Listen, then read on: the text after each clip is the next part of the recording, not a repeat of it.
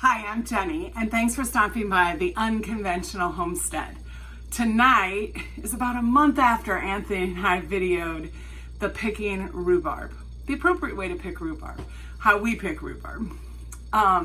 Since then, we have picked a total of 300 and almost 50 pounds of rhubarb, and we've freeze-dried it, we've made pies, we've made rhubarb crisp, we've given some to our friends, we've given some to my mom, and after ideal weather last week, we got rain finally, and the temperatures are very warm. We probably have about 150 pounds more to pick that has come up since we've already picked.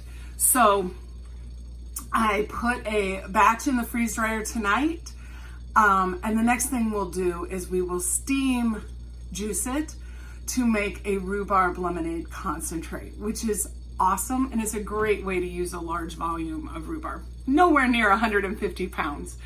We'll probably make a trip to my college roommate and deliver some to her and her family, and I'll put out a plea to my friends because we love sharing our rhubarb, and we don't want it to go to waste. Not that it will. If you leave it on the plant, it'll be perfectly fine. It'll go back into the ground and it'll just make the plant stronger. But if we have it, we'd rather deal with it now. So I hope you enjoy this video.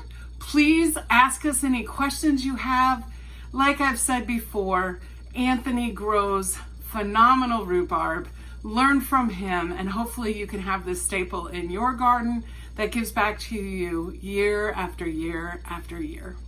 Thanks for stopping by, and hope you enjoy the video. You do not want these in your rhubarb.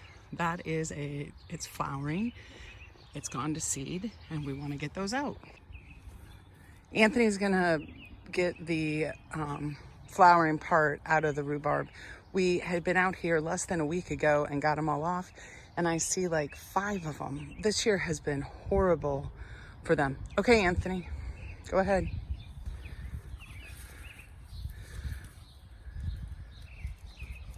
So he's pulling and twisting, and it looks different because it's definitely round, so you just get rid of the whole thing. So this one had 2. Yep. So when are we gonna go down there to start picking? Or are you gonna get the rest of the flowering off? So just like he picks rhubarb, he just twists and pulls up. That one was way easier. That's weird.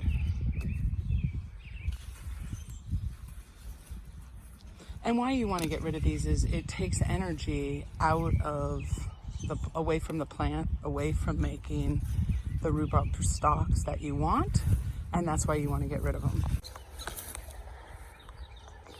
We never cut our rhubarb. This is something that my dad showed us how to pick rhubarb years ago, and Anthony is basically just wiggling it and pulling up.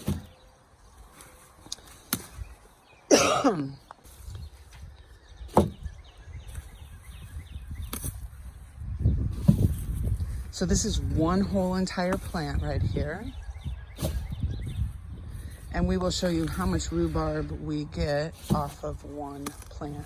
But we feel by twisting and pulling that we're keeping the crown that is underneath very healthy to be able to produce more rhubarb. So this is May 20th. We've already picked 125 pounds this season. And we are planning today to pick about 60 pounds, and I'll show you our setup, but I'm going to show you how much Anthony picks off of this. You just going to leave that one big one, or you're going to take that big? Okay. So he basically just left the little stalks.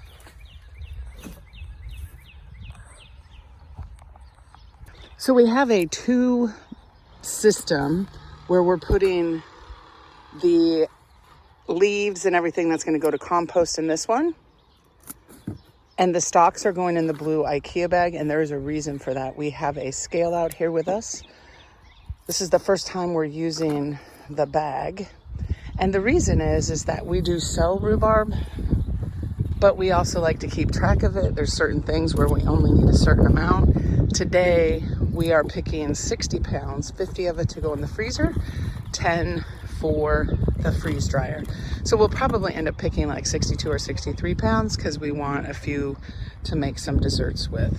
So he's just cutting off the leaf to go in our compost, and the other end he's cutting off if it is not good.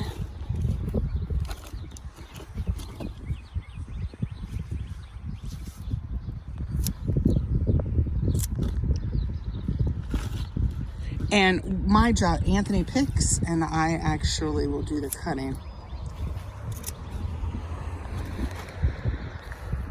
So what we did is we cut off all the leaves from the first stalk, the first plant stalks. And how many pounds did we get from one plant, Anthony? 4 pounds. 4 pounds. So we're just gonna keep going and we'll bring you back when we're done. We wanted to give you an up close look at, this is the end that's in the ground. So we do cut those off, and that just makes for an easier on our next step when we're washing them. So the other thing we want to talk about is there are varying sizes. This is a normal stalk of rhubarb. These are smaller, but we pick them.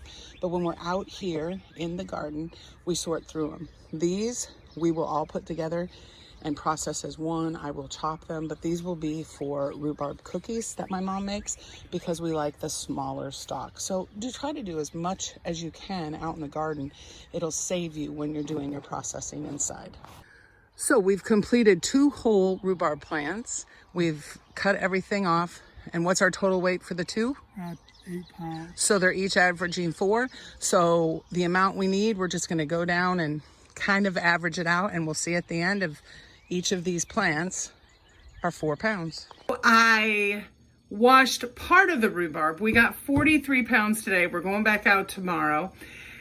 And I've washed part of it. We're cutting it because I wanted to cut all of the small stuff that we picked first and send it through my RoboCoupe so that I had just the little tiny pieces that I'm going to freeze dry for Mom for her rhubarb cookies. I've always tried, whenever we process rhubarb, to do all of the little stuff in a special batch for Mom.